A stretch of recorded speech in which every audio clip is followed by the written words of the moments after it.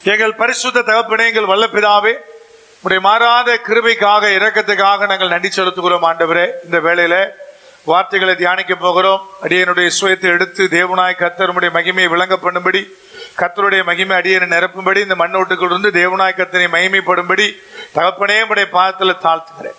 இந்த செய்தியை கேட்க போகிற பிள்ளைகளுக்குள்ளே அந்த முழுமையான ஆசீர்வாதம், இந்த மேன்மையான காரியம் எதற்காக பேச வைத்திருக்கிறீரோ அதை புரிந்து அதற்கு நேர அர்ப்பணிக்கிற அந்த பலன் பரத்திலிருந்து கொடுக்கப்படுவதாக இயேசு கிறிஸ்துவின் அதிகாரம் உள்ள நாமத்தில் தானே ஜெபிக்கிறோம். ஜீவனுள்ள எங்கள் பரிசுத்த பரம தகப்பனே, ஆமென். அல்லேலூயா. 1 கொரிந்தியர் 2 அதிகாரம் 14-15 வசனங்கள். ஜென்ம சுபாவம் உள்ள மனுஷனோ தேவனுடைய ஆவிக்குரியவைகளை ஏற்றுக்கொள்ளான். அவைகள் அவனுக்கு பைத்தியமாக தோன்றும். அவைகள் ஆவிக்கேற்ற பிரகாரமாய் ஆராய்ந்து நிதானிக்கப்படுகிறவைகள் ஆனதால் அவைகளை அறியவும் மாட்டான். ஆவிக்குரியவன் எல்லாவற்றையும் ஆராய்ந்து நிதானிக்கிறான். ஆனாலும் அவன் மற்றொருவனாலும் ஆராய்ந்து நிதானிக்கப்படான் என்று சொல்லப்படுகிற தேவனுடைய வார்த்தை. 2 வகையான மக்களை தேவனாய் கர்த்தர் காண்பிக்கிறார். ஜென்ம சுபாவமான மனுஷன், ஆவிக்குரியவன். ஜென்ம சுபாவமான மனுஷன்னா யார் கேட்டீங்கன்னா, பாவிகளை குறித்து தேவன் சொல்லல. ஜென்ம சுபாவமான மனுஷன் என்று புறஜாதிகளை குறித்து தேவன் சொல்லல. கொரிந்து சபைக்குள் இருந்த ஒரு கூட்டத்தை ஜென்ம சுபாவம் உள்ள மனுஷனாக தேவனாய் கர்த்தர் அடையாளப்படுத்துகிறார்.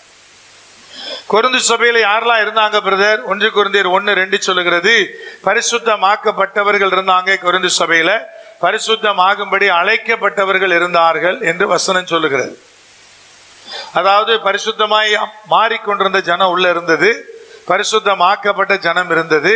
அப்படிப்பட்ட ஜனத்திற்கு தான் இந்த போதனை கொடுக்கப்படுகிறது. ஜென்ம சுபாவம் உள்ள மனுஷன், ஆவிக்குரியவன். இந்த கொரிந்து சபைக்கு தான் 9 வரங்களை குறித்து தேவனாய் கர்த்தர் 12 அதிகாரத்தில் என்ன பண்ணாரு? பேசினார். 9 வரங்களை குறித்து. அப்ப ஆவிக்குரிய பிள்ளைகள் என்கிற அடையாளத்தோடு இருந்த அந்நிய பாஷை பேசின வரங்களை குறித்து தேவையான ஒரு சபைக்குள்ளே தேவனாய் கர்த்தர் ஒரு கூட்டத்தை அடையாளப்படுத்துகிறார். என்ன அடையாளப்படுத்துகிறார் கேட்டீங்கன்னா, ஜென்ம சுபாவம் உள்ள கூட்டமாக, ஜென்ம சுபாவம் உள்ள கூட்டமாக தேவன் அடையாளப்படுத்துகிறார். அப்ப ஆவிக்குரிய சபைக்கே இந்த வார்த்தை கொடுக்கப்படணும்னா பாரம்பரிய சபைகளுக்கு என்ன கொடுக்கப்படணுமோ தெரியாது. ஆனா ஜென்ம சுபாவம் உள்ள மனுஷன் என்கிற ஒரு கேட்டகரி, மனுஷனுக்குரிய ஜென்ம சுபாவம். தாவீது சொன்னார், நான் தாயின் கர்ப்பத்தில் உருவாகும் போதே பாவத்தில் என்ன செஞ்சேன்? நான் உருவானேன், பாவத்தில் கர்ப்பம் தரிக்கப்பட்டேன் என்று தாவீது சொல்லுகிற வார்த்தைகளை நாம் பார்க்கிறோம். இப்ப எல்லாருக்குள்ள ஒரு ஜென்ம சுபாவம் இருக்குது. அந்த ஜென்ம சுபாவம் உள்ள மனுஷன் எவ்வளவுதான் ஆவிக்குரியவனா இருந்தாலும், என்னதான் ஜெபித்தாலும், என்னதான் ஒருவேளை அவன் நான் ஜெபம் பண்றேன், நான் பைபிள் வாசிக்கிறேன், நான் ஆண்டவருக்கு கொடுக்கிறேன் என்றெல்லாம் சொல்லி கொண்டிருந்தாலும் உள்ள சில சுபாவம் என்ன செய்ய மாட்டேங்குது? மாற மாட்டேங்குது, அப்படியே உள்ளே இருக்குது. அதை குறித்தான் தேவனாய் கர்த்தர் இங்கே பேசுகிறார். அதை சொல்லும்போது சொல்றாரு, அவன் ஆவிக்குரிய காரியத்துல நடக்க மாட்டான்னு சொல்லல. என்ன சொன்னார் பாருங்க, ஜென்ம சுபாவமான மனுஷனோ தேவனுடைய ஆவிக்குரியவைகள் என்ன செய்ய மாட்டான்? ஏற்றுக்கொள்ள மாட்டான். தேவனுடைய ஆவிக்குரியவைகளை ஏற்றுக்கொள்ளவே மாட்டான்றார். ஃபர்ஸ்ட் சபைக்குள்ளதான் உட்கார்ந்து இருப்பான், ஆனா ஆவிக்குரிய காரியத்தை ஏற்றுக்கொள்ள மாட்டான். உலக பிரகாரமாகவே கொடுக்கப்படுகிற போதனை தான் என்ன செய்வான்? உள்ளதான் உட்கார்ந்து இருப்பாங்க. நீங்க அந்த கேட்டகரிக்குள் இருக்கிறீங்களா என்பது உங்களுக்கு மட்டும்தான் தெரியும். உள்ள அமர்ந்திருக்கிற கூட்டம் தான். ஆனா ஆவிக்குரிய காரியத்தை குறித்து, தேவனுடைய ஆவிக்குரியவைகளை குறித்து பேசும்போது ஏற்றுக்கொள்ற மனம் இல்லை. ஆனா உலக பிரகாரமா ஏதாவது காரியங்கள், ஆசீர்வாதங்களை சொல்லும் போது அல்லேலூயா பிரைஸ் தி லார்ட் போட்டு அந்த வார்த்தையை நினைச்சாங்க, ஏற்றுக்கொள்ளுகிறார்கள். அப்ப அவன் ஆவிக்குரிய வாழ்க்கையில நடக்காத காரணம் என்னன்னா, ஐயா ஃபர்ஸ்ட் அவன் ஏற்றுக்கொள்ளவே மறுக்கிறான். உள்ளதான் உட்கார்ந்து இருக்கிறான், ஆனா என்ன செய்யல? ஆவிக்குரியவர்களை ஏற்றுக்கொள்ளுவதில்லை. ஏன்னா அது அவனுக்கு பைத்தியக்காரத்தனமாக தோன்றுகிறது. அதுல சொல்றார், அவைகள் அவனுக்கு பைத்தியமாய் தோன்றுகிறது என்று எழுதப்பட்டிருக்கிறது. பைத்தியக்காரத்தனமா தோன்றது. என்னையா கர்த்தர் ஆசீர்வதிப்பார் கேட்டா, ஆமா ஆசீர்வதிக்கதான் செய்வாரு ஐயா. சில காரியம் நம்ம புத்திக்கு அப்பாற்பட்டது, நம்ம புத்திக்கு அப்பாற்பட்டது. இப்ப ஜென்ம சுபாவமுள்ள மனுஷன் நினைச்சான் பிரதர், ஆவிக்குரிய காரியத்தை சொன்னா அவன் ஏற்றுக்கொள்ற மனப்பான்மையே இல்லை, ஏன்னா அது அவனுக்கு பைத்தியமாய் தோன்றுகிறது. இதில் இன்னொரு பெரிய கோட்டை இருக்குது. அது என்னன்னா, என்ன பேசணுமோ அதை குற்றம் கண்டுபிடிக்கிறே உள்ள உட்காந்துருக்கும். முடிஞ்ச உடனே படி இறங்குறதுக்குள்ள பேசி தீர்த்துறோம். இந்த ஆராதனைனாலேயோ சபைக்கு வர்றதுனாலயோ 0.001% கூட நன்மை என்ன செய்யறாது வாழ்க்கையில பார்க்கவே பார்க்காது. அப்படியே இருக்கும், அப்படியே போவோம். அங்க முடிச்ச உடனே அந்த வெளியே டீ கொடுக்குற கேப்லயே என்ன பண்ணிடுறோம், பேசி எல்லாத்தையும் முடிச்சிடும். எல்லாம் விலையும் கொள்ளுங்க. அது ஒரு கூட்டம் இருக்கு. இப்ப இன்னொரு கூட்டம் சொல்லுது, என்ன பேசினாலும் ஆவிக்குரியதை குறித்து அது என்ன செய்யறது இல்லை, அது ஏற்றுக்கொள்ளுவதே இல்லை, அந்த வார்த்தைகள் அது உட்கொள்ளுவதே இல்லை, ஏன்னா அதுக்கு அது பைத்தியமாய் தோன்றுகிறது. இன்னொன்னு சொல்ல வர்றார் என்ன கேட்டீங்கன்னா, அதை புரிஞ்சுக்கிற அளவுக்கு அதுக்கு அறிவே கிடையாதுன்ற. என்ன சொல்ல பாருங்க, அவைகள் எவைகள் கேட்டீங்கன்னா, ஆவிக்குரியவைகள் ஆவிக்கேற்ற பிரகாரமாய் ஆராய்ந்து நிதானிக்கப்படுகிற ஆனதால் அதை அவன் அறிய மாட்டான். ஏன்னா அவனுக்கு அந்த அளவு புத்தியே கிடையாது. ஏன்னா ஆவிக்குரியவைகள் எளிதில் டக்குன்னு புரியாது உங்களுக்கு. அது கொஞ்சம் ஆராய்ந்து நிதானித்து பார்த்தாதான் அதுக்குள்ள என்ன இருக்குன்னு நிச்சயம் புரியும். அந்த அளவுக்கு நிதானிக்கிற அளவுக்கு, அதை உட்காந்து யோசிக்கிற அளவுக்கு அவனுக்கு அந்த அறிவு பத்தாதுன்றார், இந்த ஞானம் பத்தாதுன்றார். ஜென்ம சுபாவமுள்ள பரிசு முட்டா பையனாவே வாழ்ந்து முட்டா பையனாவே ஜாவான்றார். புரியுதா இல்லையா? அப்ப ஆவிக்குரியவைகள் டைரக்டா நீங்க பார்க்க முடியாது. கர்த்தர் உனக்கு ஒரு காரை தரப்போறான்னா டைரக்டா தெரியும். உங்களுக்கு கணக்கீடு எல்லாமே என்னது, மாம்சத்தின் அடிப்படையில். அப்போ ஆவிக்குரியது என்ன செய்யணும் பிரதர், அதை கொஞ்சம் நிதானமா ஆராய்ந்து நிதானித்து பார்த்தாதான் அதை அறிய முடியும். ஃபர்ஸ்ட் அறியணும், அப்புறம் அறிஞ்சது எனக்கு பிரயோஜனம் உள்ளது நான் நினைக்கணும். அது எனக்கு பைத்தியமா என்ன செய்யக்கூடாது, தோன்றக்கூடாது. அப்ப நான் அறிந்து கொண்ட காரியத்தை ஏற்றுக்கொள்கிற மனப்பான்மை வரணும். ஏற்றுக்கொள்ற மனப்பான்மை வந்தாதான் அதுக்கு பிறகு நடக்கிறத பத்தி பேச முடியும். ஆவிக்குரிய காரியத்தை கொஞ்சமாவது ஆராய்ந்து நிதானித்து பார்த்தாதான் அது அறியத்தக்கதான புத்தியே வரும். அப்புறம் அறிஞ்ச பிறகு அது எனக்கு பிரயோஜனம் உள்ளது என்று ஏற்றுக்கொள்கிற மனப்பான்மை வரணும். அது எனக்கு பைத்தியமாய் தோன்றக்கூடாது. அப்புறம் அதை நான் ஏற்றுக்கொள்ளணும். ஏற்றுக்கொண்ட பிறகுதான் நான் அந்த ஆவிக்குரிய வாழ்க்கையில நடக்க முடியும். ஆனா ஜென்ம சுபாவம் உள்ள மனுஷனுக்கு இதெல்லாம் நடக்கவே நடக்காது. அவனுக்கு தேவை என்ன பிரதர், இப்ப வேத வசனங்கள் நமக்கு தெளிவாக ஒன்றை போதிக்கிறது. ஆவிக்குரியவனுக்கும் ஜென்ம சுபாவம் உள்ள மனுஷனுக்குமான ஒரு பெரிய வித்தியாசத்தை தேவனாய் கர்த்தர் இந்த பகுதியில காண்பிக்கிறார். ஜென்ம சுபாவம்னா என்ன, நீங்க வாசி கேட்ட அந்த கலாத்தியன் புஸ்தகத்துல 5ஆம் அதிகாரத்தில் நீங்க எடுத்தீங்கன்னா அங்க ஜென்ம சுபாவத்தினுடைய ஒரு பெரிய பட்டியல் இருக்குது இல்லையா, உங்களுக்கு பல முறை வாசித்ததான். அது சொல்லும் போது அவர் என்ன சொன்னாரு, 16ஆம் வசனத்திலிருந்து, பின்னும் நான் சொல்லுகிறது என்னவென்றால் ஆவிக்கேற்றபடி நடந்து கொள்ளுங்கள், அப்பொழுது மாம்ச இச்சையை நிறைவேற்றாதிருப்பீர்கள். யார் ஆவிக்கேற்றபடி நடக்கும் நினைக்கிறானோ அவன் தான் மாம்ச இச்சையை நிறைவேற்றாம இருப்பான். மாம்சத்தில் இச்சை வருமா பிரதர், கண்டிப்பா வரும். அப்படிதான் பைபிள் சொல்லுது. ஏன் பிரதர் இந்த வாரம் ஃபுல்லா நான் சில பாவத்தை பண்ணல அல்லது பாவத்துல சிக்காம நான் ஏன் தப்பிச்சிட்டு இருக்கிறேன் பிரதர், பேசப்பட்ட ஏதோ ஒரு வார்த்தை எனக்குள்ளே துணித்து கொண்டே இருந்தது. ஐயா திருவிருந்து எடுக்கும்போது சில வார்த்தைகளை தேவன் பேசினாரு. கடந்த காலத்தில் எங்கெங்கெல்லாம் எதெல்லாம் தவறு பண்ண என்பது தேவன் என்ன பண்ணாரு, உணர்த்தினாரு. மாம்ச இச்சை எங்கெல்லாம் வந்துச்சுங்கிறத காமிச்சாரு. திரும்ப வராம பாத்துக்கன்னாரு. வந்தாலும் விழுந்துராதபடி என்ன பண்ணிக்க, உன்னை காத்துக்கொள்ளினாரு. அப்படிதான் ஒவ்வொருத்தரையும் ஒவ்வொரு தருணங்கள்ல ஐயா திருவிருந்து எடுக்கும் போது நான் பேசுற சில வார்த்தைகள் உங்களுக்குள்ள பேலன்ஸ் செய்து நான் சாட்சிகளா கேட்கிறேன். அதனால எனக்குள்ள என்ன பண்ணிச்சு, ஒரு உணர்வு வந்தது அப்படிங்கிற வார்த்தை வருது. ஐயா பிரசங்கத்தை கேட்கிறோம், பிரசங்கத்தின் நடுவில் கர்த்தர் பேசின ஏதோ ஒன்று ஐயா நமக்குள்ள உணர்த்தப்படுகிறது. அது மாம்சத்தின் இச்சை மேற்கொள்ளாதபடி என்ன செய்கிறது, அது பாதுகாக்குது. அப்ப ஏதோ ஒண்ணு தோணிச்சு பிரதர், ஆனா அதுக்குள்ள நான் போகல. ஏன் போகல பிரதர், ஏதோ ஒரு தேவனுடைய வார்த்தை எனக்குள்ள என்ன பண்ணுச்சு, எனக்குள்ள ஒரு பலனை ஏற்படுத்துச்சு. அப்ப வேத வசனம் சொல்லுது, மாம்சத்தின் இச்சை நிறைவேற்றாம இருக்கணும்னா நான் ஆவிக்கேற்றபடி நடந்து கொள்ள வேண்டும். இல்லைன்னா மனுஷனுக்கு என்ன தோணுதோ அதை பண்ணுவான். உலகத்துல நிறைய பேர் நல்லவனா இருக்கிறான். அந்த நல்லவன் எல்லாரும் பரிசுத்தமா இருக்கிறானான்னு கேட்டீங்கன்னா அது அடுத்த கேள்விதான். நல்லவன் எல்லாரும் பரிசுத்தமா இல்லை. நல்லவன் இருக்கிறான், 4 பேருக்கு உதவி செய்வான், 4 பேர்கிட்ட போவான், ஏதோ ஒரு ஹெல்ப் பண்ணுவான். அவனால யாருக்குமே துரோகம் நடந்திருக்காது. முடிந்தவரை அவர்களுக்கு நன்மை செய்யும்படி போராடுவான். அவனுக்குள்ள பரிசுத்த வாழ்க்கை இருக்கான்னு அடுத்த கேள்வி கேட்டீங்கன்னா அது கேள்விக்குறிதான். அப்ப பரிசுத்தம் என்பது வேற, நல்லவன் டைட்டில் என்பது என்ன, இது வேற வேற வேற வேற. அப்ப நிறைய சந்தர்ப்பத்துல நான் ஆவிக்கேற்றபடி நடந்து கொள்ளணும் என்கிற உணர்வு என்னை மாம்சத்தினுடைய இச்சைகளை நிறைவேற்றாதபடி பாதுகாக்குது. நல்லவனா தான் இருப்பார், ஆனா அவருடைய மாம்சத்தின் இச்சையெல்லாம் அவர் நிறைவேற்றுவார். நல்லவன் தான், எல்லாருக்கும் நல்லது பண்ணுவாரு. ஆனா அவருக்கு இன்னைக்கு சாயந்தரம் தண்ணி அடிக்கன்னு தோணுச்சுன்னா என்ன செய்வாரு?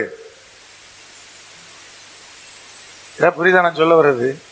நல்லவர் தாங்க, அவர் ஒன்றும் மோசமான லிஸ்ட்ல எல்லாம் இல்லை. பட் ஆனா அவருக்கு இன்னைக்கு அவருடைய மாம்சத்தை நிச்சய என்ன தோன்றுகிறதோ அந்த பாவத்தை என்ன செய்கிறார்? அவர் நிறைவேற்றுகிறவரா இருக்கிறார்.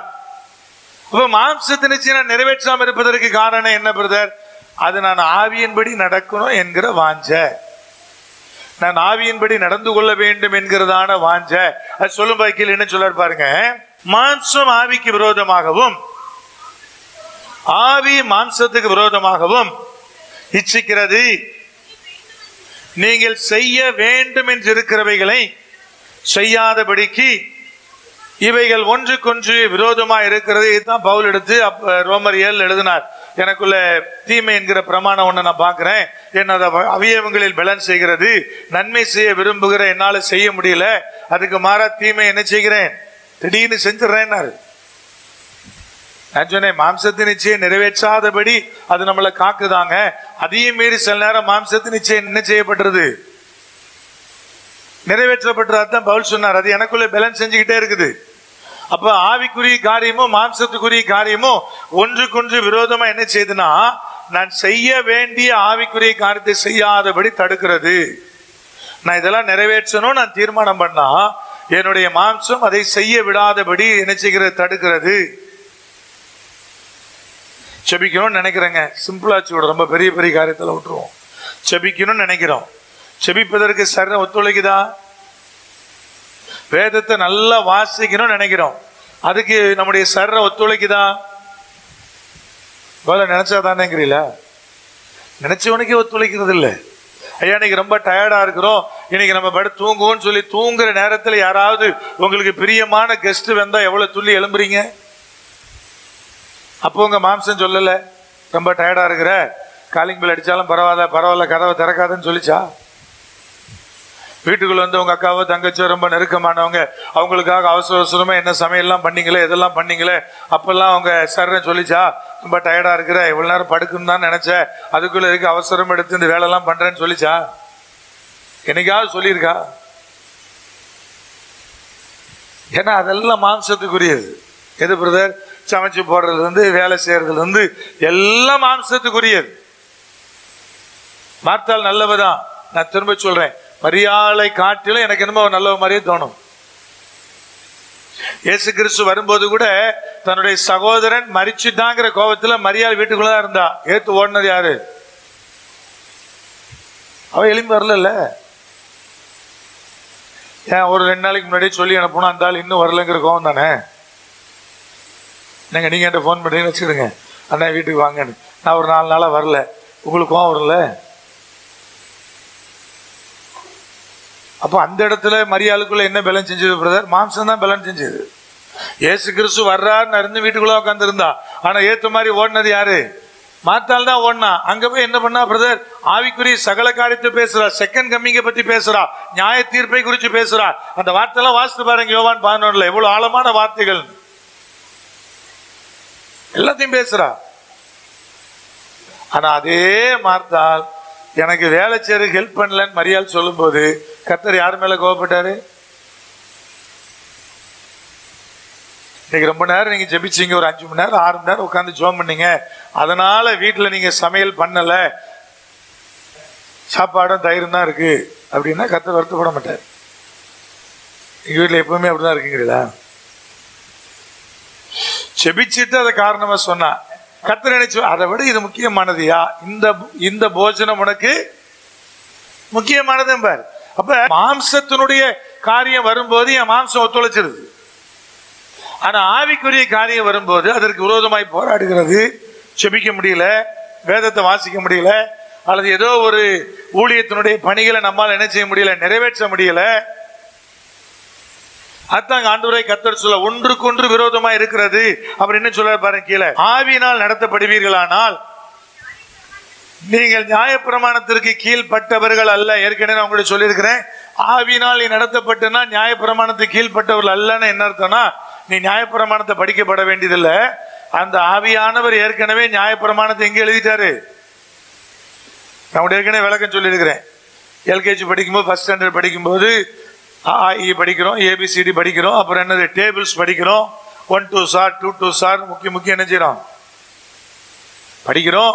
அப்புறம் அதெல்லாம் இருதயத்தில் எழுதப்பட்ட பிறகு எனக்கு டேபிள்ஸும் தேவையில்லை, ஆத்திச்சூடியும் தேவையில்லை, ABCDயும் தேவையில்லை இல்லையா? கரெக்ட் தானே? ஏன் இப்ப எல்லாம் எங்க வந்துட்டு இங்க வந்துச்சு. அப்ப இயல்பாகவே நான் அதை அழகா கையாளத்தக்கதான பலன் வந்துருச்சு. இப்ப என்ன சொல்ல வர அப்படின்னு என்ன கேட்டீங்கன்னா, ஆவியில நீ நடத்தப்பட்டனா நீ என்ன நியாயப்பிரமாணம், எது தப்பு எது ரைட்னா நீ வாசிக்க வேண்டியதில்லை. ஆல்ரெடி அந்த ஆவியானவர் அதன்படி உன்னை நடத்த ஆரம்பிப்பார். பைபிள் சட்டமே தெரியாம சிலவன் அந்த நியாயப்பிரமாணத்தெல்லாம் நிறைவேற்றிட்டு இருக்கான் இல்லையா?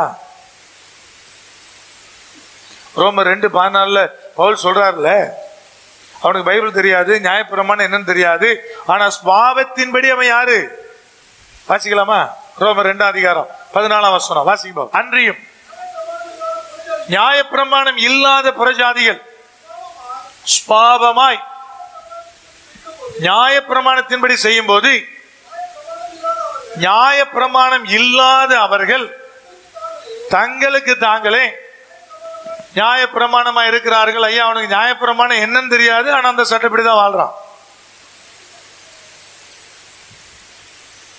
அவர்களோடு தேவன் நினைச்சாரு பிரதர், மனசாட்சியின் மூலமா இடைபடுவதாக வசனம் சொல்றது. அடுத்த வசனம் சேர்த்து வாசித்துலாமே. அவருடைய மனசாட்சியும் கூட சாட்சி எடுக்கிறதுனாலும் குற்றம் உண்டு குற்றம் இல்லை என்று அவருடைய சிந்தனைகள் ஒன்றை ஒன்று தீர்க்கிறதுனாலும் நியாய பிரமாணத்திற்கு ஏற்ற கிரியை தங்கள் இருதயங்களில் எழுதியிருக்கிறது என்று காண்பிக்கிறார்கள். நல்லா கவனிங்க, நல்லா விளங்கி கொள்ளுங்க. வசனம் அழகா தெளிவா சொல்லுது. சிந்தனையும் மனசாட்சியோடு தேவனாய் கர்த்தர் சிந்தனை ஒண்ணு செய்ய சொல்லுது. உடனே மனசாட்சி வந்து சொல்லுது இல்ல இல்ல அது குற்றம்னு சொல்லுது. இப்ப குற்றம் உண்டு இல்லைன்னு அதுகளே டிபேட் பண்ணிக்கிறது. எது? சிந்தனையும் மனசாட்சி டிபேட் பண்ணி ஒரு முடிவுக்கு வருது. ஆவியில நடத்தப்படுகிற பிள்ளைகள் கரெக்ட் தான், இது குற்றம் என்று தீர்மானித்து அதை செய்யாது இருக்கிறார்கள். இப்ப சுபாவமாய் அவர்கள் நியாயப்பிரமாணிகளா இருக்கிறார்கள். நமக்கு தோணுது ஒண்ணு பிரதர், ஒரு காரியம் மனசுல படுது, ஏதோ ஒன்னால ஈர்க்கப்படுகிறோம், ஏதோ ஒரு பாவத்தினால ஈர்க்கப்படுகிறோம். உடனே உள்ளுக்குள்ள தேவனாய் கர்த்தர் பேச ஆரம்பிக்கிறார். நீ செய்யறது என்னது? தப்புன்னு பேசுறார். எண்ணம் தவறானதுன்னு சொல்றார். நீ வாங்குற லஞ்சம் தவறானதுன்னு சொல்றார். உன்னுடைய திருட்டு தவறானதுன்னு சொல்றார். சொன்ன உடனே பாத்தீங்கன்னா உள்ளுக்குள்ள டிபேட் ஓடுது. என்ன ஓடுது? தப்பா ரைட்டா? ரோட்ல ஒரு சின்ன ஜுவல் கண்டெடுக்கிறீங்க, கண்டெடுத்து சொன்ன பைபிள் சொல்லுது, வசனம் சொல்லுது, ரோட்ல நீ எதை கண்டெடுத்தாலும் அது உனக்குரியது அல்ல, அது உரியர்கள் வசமாய் ஒப்படைக்க வேண்டியது அப்படின்னு வசனம் சொல்லுது. அதை எடுத்து நீ உடனே யோசிக்கிற, ரொம்ப தேவையா இருந்தா கத்தரா பார்த்து காக்கா மூலமா கொடுத்துட்டாரு அப்படி ஏதோ உடனே நீ நினைக்கிற. உடனே ஆண்டவர் சொல்ல இல்ல இல்ல அது உனக்கு சொந்தமானது அல்லன்றார். டிபேட் ஸ்டார்ட் ஆயிட்டா. சரி என்ன செய்யலாம் பிரதர்? யாராவது கேட்டா கொடுக்கலாம் அப்படி யோசிக்கிற. யாரும் கேட்கல. அப்புறம் அடுத்த நாள் காலையில் யோசிக்கிற, இதை கொண்டு எங்க தான் கொடுக்கணும்னு. போலீஸ் ஸ்டேஷன்லாம் கொடுக்கணும்னு தோணுது. தோணுன உடனே இன்னொன்னு சொல்லுது. என்ன தோணுது? அவன் எடுத்துக்க போறான், அவன் என்ன கரெக்டாவா கொடுக்க போறான் அப்படின்னு மனசுல ஓடுது. உடனே அடுத்து ஆண்டவர் பேசுறாரு, அது அங்கே நடந்தா உனக்கு என்ன, நீ கொண்டே கொடுன்னு பேசுறாரு. இப்படி டிபேட் நடக்கும் இல்லையா? அதுல ஆவியில நடத்தப்படுறவன் கடைசியில கர்த்தர் சொல்றதை கீழ்ப்படிவான். மாம்சத்தை நிச்சயம் என்ன செய்ய மாட்டான், நிறைவேற்றாது இருப்பான். இந்த டிபேட் எல்லாம் மனசு இல்லவே இல்லையே. ஆனா இருந்தாலும் நீங்களா இருந்தாலும் ஒண்ணு தோணுது, தோன்றதுக்கு பதில் அடுத்த உடனே என்ன வருது, அதுக்கு ரிப்ளை வருது ஆண்டவர்ட்ட இருந்து. உடனே ஒரு டிபேட் உள்ள ஸ்டார்ட் ஆயிருது. அது குற்றம் உண்டு குற்றம் இல்லை என்று ஒன்றை ஒன்று என்ன செய்கிறது, தீர்மானிக்கிறது, என்னை சுபாவப்படியாக மாற்றுகிறது. அப்ப இங்க சொல்லப்படுற வார்த்தை அதுதான். என்னன்னு கேட்டீங்கன்னா, ஆவினால் நடத்தப்படுவீர்களானால் நீங்கள் நியாய பிரமாணத்திற்கு கீழ்பட்டவள் அல்ல. அடுத்து தொடர்ந்து மாம்சத்தின் கிரியைகள் வெளியரங்கமாகின்றன. அவையாவன பெரிய பட்டியல் இருக்குது, எல்லாம் உங்களுக்கு தெரியும். விபச்சாரம், வேசித்தனம், ரெண்டு பேருக்குள்ள டிஃபரன்ஸ் பெற சொல்ற ஒரு நாள் டைம் இல்ல. விபச்சாரத்துக்கும் வேசித்தனத்துக்கும் நடுவில் இருக்கிற டிஃபரன்ஸ். சரி, விபச்சாரம், வேசித்தனம், அசுத்தம், காம விகாரம், விக்கிரக ஆராதனை, வெளி சுனியம், வகைகள், விரோதங்கள், வைராக்கியங்கள், கோபங்கள், சண்டைகள், பிரிவினைகள், மார்க்க பேதங்கள், பொறாமைகள், கொலைகள், பெரிகள், களியாட்டுகள் முதலானவைகளே, இதெல்லாம் மாம்சத்தின் கிரிகள் சொல்லுது. களியாட்டு உட்பட. மொபைல் போன சும்மா தான் எடுத்து பிரதர், அப்படியே ரீல்ஸ் ஒன்று வந்துச்சு அல்லது ஒரு ஷார்ட்ஸ் வந்துச்சு, இன்ஸ்டா ஓபன் பண்ண ஒன்று வந்தது, தொடர்ச்சியா எப்படி டைம் போச்சுன்னே தெரியல, 1.5 மணி நேரம் ஆயிருது இல்ல. அதான் சொல்றாரு, மாம்சம் அதுக்குள்ள என்ன பண்ணிருச்சு. அதே மாதிரி பைபிள் வாசிக்கும் போது ஒத்துழைக்கிறது இல்ல. மாம்சம் நேரம் போனதே தெரியலங்க, எடுத்தேன் வாசிக்க ஆரம்பிச்சேன், திடீர்னு பார்த்தா 3 மணி நேரம் ஆயிடுச்சு அப்படின்னு என்னைக்காவது சொல்ல முடியுதா? ஆனா களியாட்டுக்கு மாம்சம் என்ன பண்ணிடும், ஒத்து போயிடும். அது கூட அப்படியே பயணிக்காது, அது பாட்டுக்கு உள்ள போயிட்டே இருக்கு, ஒன்னும் அப்போஸ் பண்ணவே பண்ணாது. அதுக்கு முன்னாடி இந்த மாம்சத்தின் கிரியெல்லாம் சொல்லிட்டு சொன்னார் 21ஆம் வசனத்துல, இப்படிப்பட்டவைகளை செய்கிறவர்கள் தேவனுடைய ராஜ்யத்தை சுதந்தரிப்பதில்லை என்று முன்னே நான் சொன்னது போல இப்போதும் உங்களுக்கு சொல்லுகிறேன். பல முறை நான் சொல்லிட்டு இருக்கிறேன். ஒரு செய்தி, ஒரு காரியத்தை திரும்ப திரும்ப தேவன் நம்மோடு பேசுகிறார்னா அதை இன்னும் ஆழமாய் தேவன் எனக்குள்ள அந்த வார்த்தைகள் ரொம்ப இம்பார்ட்டன்ட், முக்கியமானது அப்படி நமக்குள்ள வைக்கிறார்னு அர்த்தம். ஏற்கனவே சொன்னேன், இப்பொழுது நினைச்சிறேன், நான் சொல்றேன், எங்க வரமாட்டேன், பரலோக ராஜ்யத்துக்குள்ள வரமாட்டேன்ற. அப்புறம் கீழே என்ன சொல்ல பாருங்க, ஆவியின் கனியோ அன்பு, சந்தோஷம், சமாதானம், நீடிய பொறுமை. சாதா பொறுமைலாம் கிடையாது, ஸ்பெஷல் பொறுமை. நீடிய பொறுமை, தயவு, நற்குணம், விசுவாசம், சாந்தம், இச்சை அடக்கம், இப்படிப்பட்டவைகளுக்கு விரோதமான பிரமாணம் ஒன்றுமில்லை. என்ன சொல்லனா, இந்த ஆவிக்குரிய கனிகளை விடையவனோடு எந்த பிரமாணமோ எந்த மனுஷனோ ஏத்து நிக்க முடியாது. விரோதமானது ஒன்றுமே இல்லை. அதுக்கு இன்னும், கிறிஸ்துவினுடையவர்கள் தங்கள் மாம்சத்தையும் அதன் ஆசை இச்சைகளையும் சிலுவையில் அறைந்திருக்கிறார்கள். நாம் ஆவியினாலே பிழைத்திருந்தால் ஆவிக்கேற்றபடி நடக்கவும் கடவோம். வீண் புகழ்ச்சியை விரும்பாமல், ஒருவரை ஒருவர் கோபமூட்டாமல், ஒருவர் மேல் ஒருவர் பொறாமை கொள்ளாமலும் இருக்க கடவோம். இதெல்லாம் அழகா சொல்ல. வீண் புகழ்ச்சியை விரும்பாத, ஒருத்தவன புகழ் பாடுவது என்ன செய்யாத, அதுவும் மாம்சத்தினுடைய கிரியைதான்றார். வீண் புகழ்ச்சி என்ன செய்யாத, விரும்பாத. சில பார்த்தீங்கன்னா செய்யாமலே தான் பெரிய ஏதோ செஞ்ச மாதிரி சீன் போடுவான். ஒரே ஒரு வாழைப்பழத்தை கொண்டு ரோட்ல யாருக்காக கிஃப்ட் கொடுத்துட்டு 6 கேமரா சுத்தி வச்சு என்ன செய்வான், கொடுத்து ஒரு வாழைப்பழமா இருக்கும், சுத்தி 6 கேமரா இருக்கும். இதெல்லாம் பாக்குறோம். இதெல்லாம் வீண் புகழ்ச்சியை விரும்பத்தக்கதான மனுஷர்களாக தேவன் அடையாளப்படுத்துற. அப்புறம் சொல்ல, ஒருவரை ஒருவர் கோபம் விட்டாம,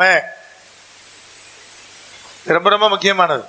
அது என்ன, ஒருவரை ஒருவர் கோபம் விட்டாமல் அப்படி கேட்டீங்கன்னா, கோபம் வர்ற அளவுக்கு என்ன பண்ணாத, நடந்துக்காதன்ற. சரி, இப்ப ஒரு ஆள் கோபப்பட்டாருன்னா குடும்பத்துக்குள்ள வச்சுக்கிடுவோம், வெளியே விட்டுருவோம். உங்க ஃபேமிலிக்குள்ள திடீர்னு ஒருத்தர் கோபப்படுறாரு, என்ன அர்த்தம், இன்னொரு ஆளு கோபப்படாதன்னு அர்த்தம், கொஞ்சம் சைலண்டா போயிருன்னு அர்த்தம். ஒருவரை ஒருவர் கோபம் விட்டோம்னா அதான் அர்த்தம். அவர் கோபப்படுறாரு பிரதர், சைலண்டா இருந்தது. அது அடுத்த நாள் ஆப்போசிட்டாவும் நடக்கணும். எப்பவுமே அந்த அம்மா தான் கோவப்படும், அந்த ஐயா அப்படி எஸ் மேடம் அப்படின்னு போறாருனாலும் பிரச்சனை, ஐயா தான் கோவப்படுவார், அந்த அம்மா எஸ் பாஸ் போனாலும் பிரச்சனை. இது மாறி மாறி நடத்தணும். நான் தான் எப்போ கோவப்படுவேன் உங்களுக்கு தெரியாதா அப்படின்னு சொல்றாரு. அண்ணன் சொல்லியிருக்காரு, கோவப்பட்ட என்ன செய்யணும், அடுத்த ஆளு சாந்தமா போயிடணும். நான் தானே எப்போ கோவப்படுவேன்னு உங்களுக்கு தெரியாதான்னு கேட்கக்கூடாது. மாத்தி மாத்தி நடந்தாதான் இயல்பா இருக்கிறோன்னு அர்த்தம். இல்லைன்னா நம்ம ஒரு ஆளை டாமினேட் பண்றோம்னு அர்த்தம். அப்புறம் சொன்னா கீழே பாத்தீங்கன்னா, ஒருவர் மேல் ஒருவர் பொறாமை கொள்ளாமலும் இருக்க கடமை. ஏற்கனவே நான் சொல்லியிருக்கிறேன், தூரத்தில் இருக்கிறவங்க மேல பொறாமை வராது, பக்கத்தில் இருக்கிறவங்க மேல நமக்கு என்ன வரும், என்னங்க ஜெயலலிதா எவ்வளவு பெரிய பங்களா இருந்தாலும் நமக்கு தோணாது, கருணாநிதி வீட்டில் எவ்வளவு சொத்து இருந்தாலும் தோணாது, பெரிய பெரிய நடிகர் ரோல்ஸ் ராய்ஸ் கார்ல போனாலும் தோணாது. ஆனா உங்க வீட்டுக்கு பக்கத்தில் இருக்கிற ஆள் கஷ்டப்பட்டு ஒரு 30,000 ரூபாய்க்கு செகண்ட் ஹேண்ட்ல கார் வாங்கிட்டு வந்தாருன்னா அவர் மேல வைத்தறிச்சலா இருக்கும். அவன் தாங்க என் மேல பொறாமப்பட்டான்னு சொல்லிட்டு போயிடாதீங்க. நீங்க படாம இருங்க, நீங்க படாம இருங்க. அதான் ரொம்ப ரொம்ப முக்கியமானது. பொறாம வருமா பிரதர்? சில நேரத்துல டக்குன்னு வரும், ஆனா டக்குன்னு என்ன ஆயிடணும், மாறிடணும். பொறாமப்படாதீங்க, யார் மேல என்ன செய்யாதீங்க, பொறாமைப்படாதீங்க. ஒருவர் மேல் ஒருவர் பொறாமை கொள்ளாதிருங்க. எவ்வளவு பேர் நாட்டுல பெரியவன் இருக்கான், பக்கத்து வீட்டுக்காரர் நல்லா இருந்தானே, ஏத்து வீட்டுக்காரர் நல்லா இருந்தானே, ஐயா சபையில் இருக்கிறவங்க நல்லா இருந்தா நான் எப்பவும் சொல்லுவேன், நீங்க எல்லாரும் நல்லா இருந்தா நான் உங்ககிட்ட கடனாவது வாங்கிடலாம். என்ன சார்ந்தவங்க எல்லாம் நல்லா இருந்தாங்கன்னு வைங்க, நான் கடனாவது வாங்கலாம்லே. என்ன சார்ந்த எல்லாமே கஷ்டப்பட்டா இதான் விளங்குதா விளங்கலையா? அப்ப என்ன நினைங்க, உங்களை சார்ந்த எல்லாரும் நல்லா இருக்கட்டும் நினைங்க, கஷ்டப்பட்டு நினைக்காதீங்க, நல்லா இருக்கட்டும் நினைங்க. நல்லா இருந்தா ஏதோ ஒரு வகையில உங்களுக்கு என்ன உண்டாகும்? என்னங்க எவ்வளவு ஆபத்து வருது, எவ்வளவு பிரச்சனை வருது, எவ்வளவு பெரிய தேவைகள் வருது. அந்த தேவைகள் நடுவில் ஒரு மனுஷனோட உதவி நமக்கு தேவைப்படுது இல்ல? யார் உதவி இல்லாம எப்படி உலகத்துல வாழ முடியும்? எனக்கெல்லாம் நிறைய பேருடைய உதவி தேவைப்படும். ஏன்னா எனக்கு இல்லை, நிறைய பேருக்கு உதவி செய்யறது. ஒவ்வொருத்தரும் ஒரு பிரச்சனை பண்ணுவாங்க. சாதாரணமா ஸ்கூல் சீட்ல இருந்து, காலேஜ் சீட்ல இருந்து, இன்டர்ன்ஷிப்ல இருந்து ஏதாவது ஒண்ணு கொண்டுருவாங்க. எல்லாத்துக்கும் நம்ம என்ன பண்ணி ஆகணும்? அப்ப ஒரு ஆளுக்கு உதவி செய்வதற்காக இன்னொரு ஹெல்ப் வேணும். ஒரு மேன் பவர் வேணும், ஒரு பேக்ரவுண்ட் ஹெல்ப் வேணும், ஒரு பினான்சியல் ஹெல்ப் வேணும். எல்லாம் சேர்ந்துதானே வாழ்க்கை. அப்ப என்னை சார்ந்தவங்க எல்லாம் உயர் பதவியில் இருக்கிறாங்க. இன்னைக்கு கவர்மெண்ட்ல பெரிய பெரிய போஸ்ட்ல எல்லாரும் இருக்கிறாங்கன்னு வச்சிருங்களேன், நல்லதானே? அவர் உயர் பதவியில் இருக்கணும், அவர் எப்ப நான் போன் போட்டாலும் அவர் எடுக்கணும், இதெல்லாம் இருக்குது. அப்ப என்னை சார்ந்த எல்லாம் ஹையர் போஸ்ட்ல இருக்கிறாங்க பிரதர், சந்தோஷம். அவங்ககிட்ட இருந்து ஏதாவது ஒரு உதவி எனக்கு என்ன பண்ணிட்டே இருக்கோம், தேவைப்படும் போதெல்லாம் பெற்றுக்கொள்ளலாம். ஐயா என்னை சார்ந்தவங்க எல்லாம் நல்ல பினான்சியலா உயர்ந்து இருக்கிறாங்க, சந்தோஷம். புரியுதானே? ஒண்ணு வேண்டாங்க, நம்ம சர்ச்சில் இருக்கிற 4 பிள்ளைங்க ரொம்ப ஞானமா இருந்துச்சுன்னா எப்ப என் பையனுக்கு சொல்லி கொடுனா சொல்லலாம் இல்லையா? ஒரு பிள்ளை மேக்ஸ்ல டாப்பு, இன்னொரு பிள்ளை பிசிக்ஸ்ல டாப்பு, இன்னொரு பிள்ளை ஏதோ ஒண்ணுல டாப் அப்படின்னா, நான் ஏதோ ஒரு எனக்கு தேவை வரும்போது எப்பா இது என்னன்னு சொல்லி அந்த அக்காட்ட கேட்டுக்க, அந்த அண்ணன்ட்ட கேட்டுக்கன்னு சொல்லலாம் இல்லையா? எல்லா விதத்திலும் மனுஷனுக்கு எல்லா உதவியும் தேவை. அதனால எல்லாரும் எல்லா நிலையிலும், படிப்பில் ஆனாலும் சரி, வேலையில் ஆனாலும் சரி, ஐயா பெரிய ஹையர் போஸ்ட்ல இருக்கட்டும் நீங்க ஆசைப்பட்டீங்கன்னா உங்களுக்கு அது ஆசீர்வாதமா இருக்கும். இன்னைக்கு ஹையர் போஸ்ட்ல இருக்கிற எல்லா ஐஏஎஸ் ஆபீசரும் கிறிஸ்டியன்னா நம்ம சபை கட்டுறதுக்கு பிரச்சனை வருமா? ஐஏஎஸ் ஐபிஎஸ் எல்லாம் நம்ம தேவனுடைய பிள்ளைகளா இருக்கிறாங்க. அப்ப எவ்வளவு தூரம் நமக்கு அனுகூலம் உண்டாயிருக்கும். அப்ப வாழ்க்கையில் நினைக்கணும் என்னன்னா, யார் மேலேயும் போராடப்படக்கூடாது, என்னை சார்ந்தவங்க எல்லாரும் எப்படி இருக்கட்டும், அவங்க ஆசீர்வாதமா இருக்கட்டும் நினைக்கணும். இதெல்லாமே மாம்சத்தினுடைய கிரியைகளுடைய அடையாளமா தான் காமிக்கிறார். பொறாமை, ஒண்ணுக்கு ஒண்ணு விரோதமா இருக்கிற பட்டியலையும் பொறாமையை சொல்றாரு. கடைசியில முடிக்கும் போதும் ஒருவர் மேல் ஒருவர் பொறாமை கொள்ளாமல் இருக்க கடவோம் அப்படி சொல்லி முடிச்சார். கடவீர்கள் சொல்லல, என்ன சொன்னாரு? அவரையும் சேர்த்தான் சொன்னார். யாரும் சேர்த்து விளங்குதா இல்லையா? அப்ப என்ன அர்த்தம் பிரதர்? பொறாமை என்ன வருமா? அது திடீர்னு வரும். வரும்போது அது வரக்கூடாதுன்னு நான் தீர்மானிக்கணும். அப்ப ஆவிக்குரிய வாழ்க்கைக்கும் மாம்சத்துக்குரிய இச்சை வருமா பிரதர்? வரும். வரும்போதே நான் தீர்மானிக்கணும். என்ன தீர்மானிக்கணும்? அதுக்குள்ள நான் என்ன செய்யக்கூடாது, நான் போகக்கூடாது என்பதை நான் தீர்மானிக்கணும். அப்பவே நமக்கு டிபேட் ஆரம்பிச்சோம் உள்ளுக்குள்ள. ஆவிக்குரியவன், அப்ப ஆவிக்குரியவன் ஆவிக்குரிய காரியத்தை நடத்தப்படுறான்னா இந்த பிரச்சனை எல்லாம் இல்லாம நடத்தப்படல. இந்த பிரச்சனைக்கு ஊடல வெற்றி கண்டு என்ன செய்யறான்? அவ ஆசீர்வாதமா இருக்கிறான். அப்ப ஆவிக்குரியவன் என்ன செய்யறான் பிரதர்? எல்லாவற்றையும் ஆராய்ந்து நிதானிக்கிறான். 1 Corinthians 2 மறுபடி வாங்க. ஆனாலும் மற்றொருவனாலும் ஆராய்ந்து நிதானிக்கப்பட. ஆவிக்குரியவனை மாம்சத்துக்குரியவனால புரிஞ்சு கொள்ள முடியாது. எப்படி ஆவிக்குரியத பைத்தியமா நினைக்கிறானோ அதே மாதிரி ஆவிக்குரியவனே எப்படிதான் யோசிப்பான்? பைத்தியமா தான் யோசிப்பான். லூசு டெய்லி ஒண்ணு சொல்லுவாரு, ஏதோ ஒண்ணு செய்வார், என்ன பண்றாருன்னு யாருக்கும் புரியாது. போற போக்கில் அப்படி இப்ப கூட இருக்கிற ஆட்களுக்கு, என்னுடைய சூழ்நிலை அறிஞ்ச ஆட்களுக்கு தெரியும். எந்த நம்பிக்கையில போய் எதை வாங்குறானே தெரியல, ஏதோ சொல்றான் போறான். இருக்குது போல அண்ணன் அப்படியே கீழே காட்டூர்ல வாங்க போறேன், மேல காட்டூர்ல வாங்க போறேன் ஏதோ சொல்லிட்டு போறாரு. ஆனா ஆவிக்குரியவனா இருந்தான்னா அதைத்தான் நான் நம்பணும். மாம்சத்துக்குரியவனுக்கு அது விளங்காது. அவன் மாம்சத்துல கணக்கு போட்டுட்டு இருப்பான், இதை வாங்குறதுக்கு இவ்வளவு கஷ்டப்பட்டு எப்படி வாங்கி அப்புறம் எப்படி கட்டுறது, கட்டுறமோ கட்டலையோ அது அவர் பாடு. நம்ம சேர போல வேலை யாருடையது? நம்ம வேலை இல்ல, அவர் வேலை. அவர் கட்டினா கட்டுறாரு, கட்டல சும்மா இருக்கிறாரு, அப்படிதான் நான் தீர்மானிக்கணும். அது அவர் வேலை. என் வேலைக்கு தான் நான் கொஞ்சம் யோசிக்கணும், ஆண்டவரேன்னு கேட்கணும். என் வேலை கூட நான் கேட்கறது இல்லை, ஆண்டவரேன்னு. அவர் வேலையை பார்க்கும்போது நம்ம என்னத்தை கேட்க போறோம்? அப்ப யாராலும் அவனை நிதானிக்க முடியாது. ஆவிக்குரியவன ஒரு மனுஷன் இருந்தானா மற்றவனால அவனை என்ன செய்ய முடியாது? ஒரு மாம்சத்துக்குரியவனால புரிந்து கொள்ள முடியாது. எப்படி தைரியமா இருக்கிறாங்க, இவ்வளவு பிரச்சனை வந்து எப்படி இருக்கிறாங்க, எல்லாம் போச்சுங்கிற நிலையில எப்படி விசுவாசமா இருக்கிறாங்க, எப்படி சிரிச்சுக்கிட்டே இருக்கிறாங்க. ஒரு வீட்டுக்கு போறோம், திடீர்னு ஆண்டவர் ஜெபிச்சு முடிக்கும் போது சொல்றாரு, முதுகுப்புறத்தினுடைய இடது புறத்தில் ஒரு பலவீனமா வீட்டில் ஒருத்தர் இருக்காங்க, ஜோம் பண்ணிட்டு போகணும். யாருன்னு கேட்டு ஜோம் பண்றேன். அடுத்த நாள் காலையில போன் வருது, ரொம்ப நாள் அவசரப்பட்டேன், இப்ப நான் கியூர் ஆயிட்டேன். அப்ப சாதாரண முதுகுவலி கூட யாருக்கு தெரியுது? தெரிஞ்சான்னு வச்சிருக்காரு.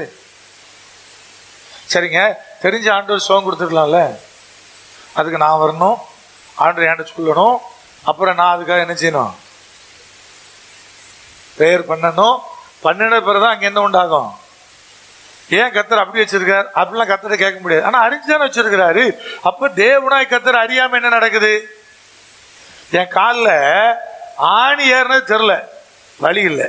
இப்ப இன்னொரு காலில் பாத்தீங்கன்னா கால் ஊன முடியாத அளவு வலிச்சுட்டு இருக்கு. ஏறும்போது வலி இல்லை, இப்ப ஒன்னும் ஏறல, ஆனா உள்ளங்கால் என்ன செய்யுது? வலிச்சுக்கிட்டு இருக்கு. அப்ப ஆணி ஏறினதுனால என்ன வேலை பாதிச்சது? பிறகு ஒரு வேலை பாதிக்கலையே. ஞானஸ்நானம் கூட கொடுத்துட்டு வந்தேன். நீங்க ஏதாவது புரியுதா? ஏதாவது பாதிச்சுதா? ஒன்றும் பாதிக்கல. நம்ம பாலிசி அப்படி இந்த இடத்துல ஆணி குதிச்சுட்டா கொஞ்சம் கிராஸா வச்சு ஆக்சிலேட்டர் என்ன பண்ணிக்கலாம், கிளட்ச் என்ன பண்ணிக்கலாம், பிரிச்சுக்கலான்னு போறாள் நம்ம. புரியுதா இல்லையா? இன்னொருத்த ஆணி ஏறிச்சுன்னா ஒரு மாசம் படுத்து கிடப்பான்ல, காலை கட்டி மேலே தூக்கி போட்டு காலில் ஆணி ஏறிட்டுன்னு படுத்துருப்பான். நம்ம அப்படி இல்லை. உண்மையிலும் இந்த ஆளுக்கு ஏறிச்சா ஏறலையான்னு டவுட்டாக தான் இருக்கும். என்னங்க, ஏன்னா நம்ம பாலிசி என்னன்னா அந்த இடத்துல வலிக்குதா, மாத்த இடத்த வச்சு ஒரு மீச்சுக்க. அது மொத்தம் நம்ம வேலை என்ன செய்யணும்? வேலை நடக்கணும். அப்ப நல்லா கவனிங்க, மற்றவனுக்கு புரியாது, விளங்காது. என்கிட்ட ஒரு சமயம் பார்த்தீங்கன்னா மஞ்சள் காமாலையில பாதிக்கப்பட்டு கிடந்தேன். பிறகு எல்லாம் சோகமாயி வெளியே வந்தோன்னே என்கிட்ட ஒருத்தர் வந்து கேட்டான், போய் தானே சொன்னீங்க? ஏன்னு? காமாலைக்கு உண்டான அறிகுறிய முகத்துல கூட பார்க்க முடியல. விளக்குதா இல்லையா? கொரோனாவில் ஆஸ்பத்திரியில் நடந்துட்டு அடுத்த சண்டே வந்து பிரசங்கம் பண்ணேன். அந்த வீடியோ எடிட் பண்ணும்போது எனக்கே ஆச்சரியமா இருந்துச்சு. என்னடா இவ்வளோ ஃப்ரெஷ்ஷாக இருக்கிறேன், உண்மையிலே கொரோனா எனக்கு வந்துச்சா வரலையா அப்படின்ற மாதிரி தான் இருக்குது. எனக்கு வீடியோ எடிட் பண்ணும்போது யோசிக்கிறேன், என்னடா இது அடுத்த வாரம் வந்து பிரசங்கம் பண்ணிருக்கிற, இவ்வளோ ஃப்ரெஷ்ஷாக இருக்குமையா அப்படிங்கிற மாதிரி தோணுது. என்ன பிரதர், இது எல்லாமே ஆவிக்குரியதுதான், எதுவும் மாம்சத்துக்குரியதல்ல. இது தேவனுடைய நடத்தல். புரிஞ்சவனுக்கு தான் புரியும், புரியாதவனுக்கு இது அறிந்து கொள்ளவே முடியாது, அவனையும் நிதானிக்க முடியாது. இது எப்படி கர்த்தர் அற்புதம் செய்றார், அதிசயம் பண்றாரு, ஒன்னையுமே நிதானிக்க முடியாது. அதுதான் ஆண்டவராகிய கர்த்தர் சொன்னாரு. அது கீழே 16ஆம் வசனம், 1 கொரிந்தியர் 2:16, கர்த்தருக்கு போதிக்கத்தக்கதாக அவருடைய சிந்தை அறிந்தவன் யார்? எங்களுக்கோ கிறிஸ்துவின் சிந்தை உண்டாயிருக்கிறது. அப்ப ஆவிக்குரியது ஒரு வாழ்க்கை அப்படின்னா என்னன்னு கேட்டீங்கன்னா, கிறிஸ்துவின் சிந்தையுடையவனா இருப்பதுதான். அங்க என்ன சொல்றாரு பாருங்க, கர்த்தருக்கு போதிக்கத்தக்கதாக அவருடைய சிந்தை அறிந்தவன் யார்? நான் எப்படி அவருக்கு ஆலோசனை சொல்றது? இது எப்படி ஆண்டவர், அது எப்படி ஆண்டவர், நடக்குமா நடக்காதா அப்படின்னா அந்த ஆலோசனை அவர் கேட்பாரா? இப்ப ஆவிக்குரியவனுக்கு ஒரு விளக்கம் சொல்றாரு. ஐயா, கிறிஸ்துவின் சிந்தையை உடையவன்னா யாரு ஆவிக்குரியவனா இருக்க முடியும்? ஆவிக்குரியவன் சொல்லிட்டு ஐயா நான் நல்ல அந்நிய பாஷையில பேசுவனாக்கும், அப்படியே ஆராதனைனா 2 அடி குதிப்பேன், அதுக்கு பேர் ஆவிக்குரியதில்ல. கிறிஸ்துவின் சிந்தை உடையவன். அப்ப கிறிஸ்துவனுடைய சிந்தை எனக்குள்ள எப்படி செயல்படுது பிரதர்? எனக்குள்ள எப்படி செயல்படுறார்? ஒரு 4 வசனத்தை வாசிக்க போறோம். ஆவியானவர் எங்க இருக்கிறார்? இயேசு கிறிஸ்து எனக்குள்ள எங்க இருக்கிறார்? அவர் எங்கே காணப்படுகிறார்? வாசிக்கலாமே. 2 தீமோத்தேயுவின் புத்தகம் 4:22. கர்த்தராகிய இயேசு கிறிஸ்து உன்னுடைய ஆவியுடனே கூட இருப்பாராக. இயேசு கிறிஸ்து எனக்குள்ள இருக்கிறார் பிரதர் அப்படி சொன்னீங்கன்னா அவர் எங்க இருக்கிறார் விளக்கம் சொல்லுது. எங்க இருக்கிறார்? என்னுடைய ஆவியில் இருக்கிறாரு. கலாத்தியர் 6:18. சகோதரனே, நம்முடைய கர்த்தராகிய இயேசு கிறிஸ்துவினுடைய கிருபை உங்கள் ஆவியுடனே கூட இருப்பதாக, உங்கள் ஆவியுடனே கூட இருப்பதாக என்று சொல்லப்படுகிற வார்த்தைகள். இன்னொரு வசனத்தை வாசிக்கலாம். பிலமோன் 25. நம்முடைய கர்த்தராகிய இயேசு கிறிஸ்துவின் கிருபை உங்கள் ஆவியுடனே கூட இருப்பதாக. ரோமர் 8:16. ரோமர் 8:16. நாம் தேவனுடைய பிள்ளைகளா இருக்கிறோம் என்று ஆவியானவர் தாமே நம்முடைய ஆவியுடனே கூட சாட்சி கொடுக்கிறார். ஆவியானவர் எங்க சாட்சி கொடுக்கிறாரு? நம்முடைய ஆவியுடனே சாட்சி கொடுக்கிறார். 1 கொரிந்தியர் 6:17. அப்படியே கர்த்தரோடு இசைந்திருக்கிறவனும் அவருடனே ஒரே ஆவியா இருக்கிறார். இந்த வசனங்கள்லாம் ஒண்ணு நமக்கு சொல்லுது. ஆவியானவர் எங்க இருக்கிறாரு பிரதர்? இயேசு கிறிஸ்து எனக்குள்ள எங்க இருக்கிறாரு அப்படி கேட்டீங்கன்னா உங்களுடைய ஆவியுடனே இருக்கிறார். உங்களுக்கு ஆவி இருக்கா? இருக்கா இல்லையா? மனுஷாவின்னு ஒன்று இருக்கு இல்லையா? அந்த மனுஷ ஆவியுடன் தேவ ஆவியானவர் இடைப்படுகிறார். அப்ப ஆவிக்குரியவனை தேவனாய் கர்த்தர் எதில் நடத்துறார் பிரதர்? உங்கள் ஆவியுடனே இடைப்படுறார். நமக்குள்ள என்னெல்லாம் இருக்கு? ஆவி, ஆத்துமா, சரீரம். சரீரம் முழுக்க முழுக்க மாம்சத்தினுடைய இச்சையினால் நிறைந்திருப்பது, சென்ம சுபாவத்தில் பிறந்தது, பாவத்தில் கர்ப்பம் தரிக்கப்பட்டது. அவயவங்களிலே மாம்சத்தினுடைய இச்சை முழுமையாய் வேலை செய்யும். ஆத்மாவுடைய இயல்பு என்ன பிரதர்? சங்கீதம் 119:25 வாசிக்கலாம். அங்க அழகாய் ஆசாரியன் எஸ்ரா சொல்லுகிறார், வாசிக்கலாம். என் ஆத்துமா மண்ணோடு ஒட்டி கொண்டிருக்கிறது, உமது வசனத்தின்படி என்னை உயிர்ப்பியும். ஆத்மாவுடைய இயல்பு என்னன்னா மண்ணோடு ஒட்டிக்கிட்டு இருப்பது, அதாவது சரத்தோடு ஒட்டிக்கிட்டு இருப்பது. என் ஆத்மா சரத்தோடு தான் ஒட்டிக்கிட்டு இருப்பான், அதான் இயல்பு. என் சரீரம் என்னெல்லாம் சொல்லுதோ அதெல்லாம் என் ஆத்மா கேட்கும், அதான் அதோட இயல்பு. தேவன் நினைச்சார் ஆவியில் இடைப்படுறார். நீங்க வருஷப்படுத்தி பார்க்கணும்னா மேல ஆவி இருக்கு, கீழே என்ன இருக்கு? கீழே சர்ரமாகிய மாம்சம் இருக்குது. அது மண்ணினாலே உண்டாக்கப்பட்டது, எங்கேயே திரும்பும்? மண்ணுக்கே திரும்பும். அப்ப ரெண்டுக்கு நடுவில் என்ன இருக்கு? ஆத்துமா இருக்கு.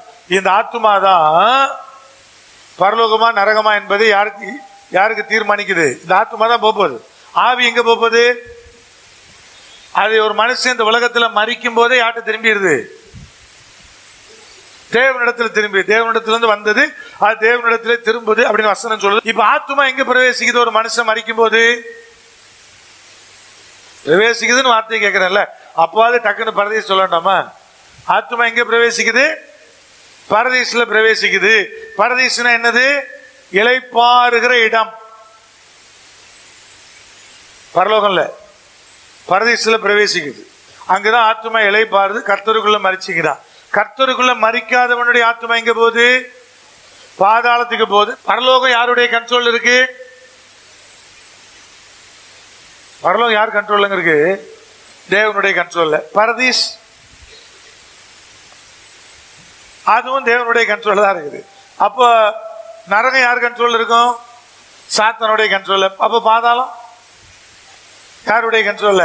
சாத்தானுடைய கண்ட்ரோல்ல தான். அப்ப மரிக்கும் போதே ஓரளவு தீர்மானிக்கப்பட்டிருது, ஓரளவு இல்ல, கிட்டத்தட்ட இதான் தீர்மானிக்கப்படுறது. இளைப்பாறுதல பிரவேசித்தவன் எங்க போக மாட்டான்?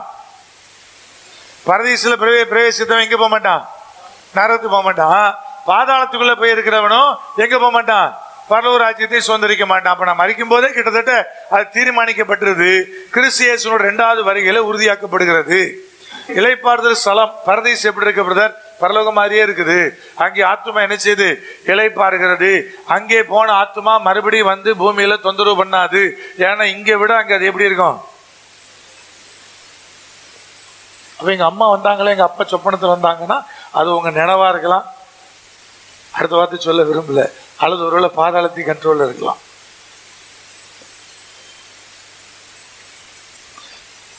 என்னென்ன பொசுக்குன்னு இப்படி சொல்லிட்டீங்களேன்னு சொல்லாதீங்க. அவங்க வந்தாங்கன்னா ஒண்ணு உங்களுடைய நினைவு மாம்சம் சொப்பனத்தை கொண்டுருது, அல்லது பிசாசு அந்த குறிப்பிட்ட ஆத்மாவை கையில வச்சு உங்களை சிறைப்படுத்தும்படி என்ன செய்யுது?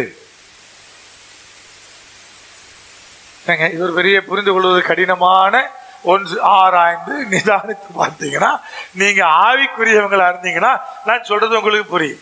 அப்ப என்ன சொல்றாரு பிரதர்? ஆண்டவரே கர்த்தர், அதாவது தேவன் என் ஆவியுடனே இடைப்படுகிறார். மேல பிடிச்சுக்கிடும் உங்களுக்கு புரியறதுக்காக இங்கிருந்து பேசுறார். மாம்சத்தில் ஒரு இச்சை உண்டாகுது, ஒரு காரியம் மனதில் தோன்றுது, செய்யலான்னு தோணுது. அது காமமோ அது விபச்சாரமோ வேசித்தனமோ ஒண்ணு மாம்சத்துல அது கிரியைகளை உண்டாக்குது. உண்டாக்குன உடனே ஆத்துமா கொஞ்சம் அதோட கண்ட்ரோலுக்கு போயிருது. இப்ப 2 பேர் சேர்ந்த உடனே கூட்டணி எஃபெக்ட்ல என்ன ஆயிருது? ரெண்டும் என்ன சொல்ல வரேன்னு கேட்டீங்கன்னா, எந்த இடத்துல அந்த கூட்டம் ஜாஸ்தி இருக்கு அந்த பக்கம் வெற்றி என்ன செய்யும்? மிக லகுவா இருக்கும்ல. மாம்சம் இந்த ஆத்மா ஒண்ணு சேர்ந்த உடனே இந்த பக்கம் வெற்றி உண்டாயிருது. அதனால ஆண்டு நினைச்சா மேல இருந்து, எப்பா நீ தப்பு செய்யற, நீ இதை விட்டு, நீ விழுந்துட்ட, இங்கிருந்து எழும்பு அப்படின்னு போராடும் போது எனக்கு என்ன உதவுதுன்னு கேட்டீங்கன்னா, வசனத்தின் அடிப்படையில் சங்கீதம் 119:25 அடிப்படையில இந்த மாம்சத்துக்கும் ஆத்மாவுக்கும் நடுவில் இருக்கிற ஒரு பாண்டிங் இருக்குல்ல, அதை உடைப்பதற்கு பிரசங்கம் உதவுகிறது. வேத வசனங்கள் என்ன செய்கிறது? இப்ப இந்த வசனத்தை திரும்ப வாசிங்க. என் ஆத்துமா மண்ணோடு ஒட்டி கொண்டிருக்கிறது, உமது வசனத்தின்படி என்ன செய்யும்? உயிர் பெய்யும். அப்போ கர்த்தர் என்னுடைய ஆவியுடன் இடைப்பட்டார். உங்க ஆவிட்ட மாத்திரம் இல்ல, என் ஆவியுடன் இடைப்படுறார். ஒரு பாரம்பரிய சபையில் இருக்கிற ஒரு ஆவியோடு இடைபெறாரு. ஒரு புறஜாதியோடு கூட என்ன செய்றாரு, கொஞ்சம் போய் என்ன செய்யறாரு, உடன்பட்டு இழுத்து பார்க்கிறாரு. அதுக்கு உடன்பட மறுக்கிறாங்க சிலர். அப்ப யாரு பிரதர் அந்த காரியத்துல ஆவியானவர் பேசுறதுக்கு இடம் கொடுக்கிறான்னா, கட்சி உண்டாகுதுன்னா, இந்த வசனங்கள் அதிகமா உட்கொள்றான் பாருங்க, அவனுக்கு தான் வெற்றி கிடைக்குது. கர்த்தர் பாரம்பரிய சபையாட்டும் பேசினார், நம்மகிட்டையும் பேசினார், ஆர்சி மார்க்கத்தாட்ட பேசினார். ஆனா அவனுக்கு காது கேட்கலாம். இன்னைக்கு வரைக்கும் ஒரு மாற்றம் வரல.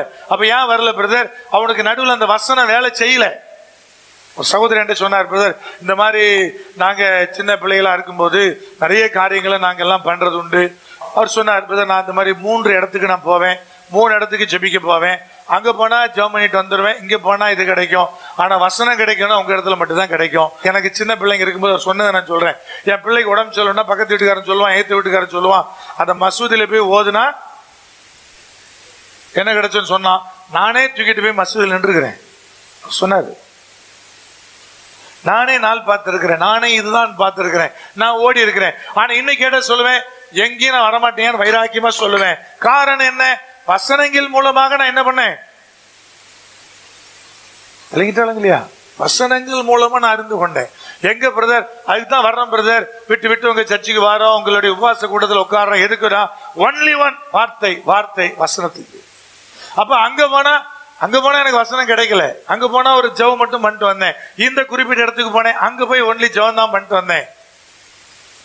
ஆனா எனக்கு இது தவறு என்று போதித்தது நீங்க தான். ஆனா அதுக்கு நான் செவி கொடுத்து இன்னைக்கு நான் நிக்கிறேன். நான் ஒரு காலகட்டத்தில் கிறிஸ்தவனா இருந்தாலும் மசூதியில ஓத போனவன் தான். வசனம் தெரிய மாற்றம் வரணும்ல. தெரிஞ்ச பிறகு இயேசுவான படத்துக்கு முன்னாடி இயேசுவே அப்படின்னா